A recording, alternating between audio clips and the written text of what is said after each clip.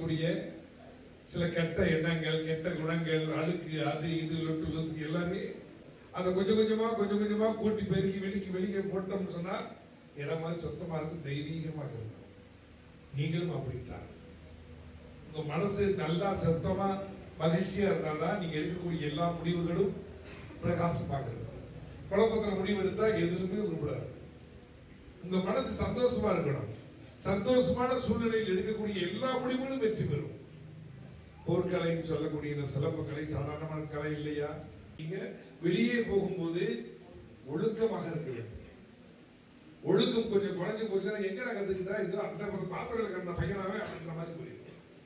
உட்கார வச்சு நாம சொல்லி எழுதியிருக்கிறார், நமச்சிவாய் வாழ்க, நாதத்தால் வாழ்க, இவை பொழுதும் எண்ணெஞ்சு நீங்காதான் தாள் வாழ்க இறைவன் எழுதியிருக்கிறான். இறைவனோடு உரையாடிய ஒரு அற்புதமான மதத்தில் இருக்கின்றோம், இடத்தில் இருக்கின்றோம்.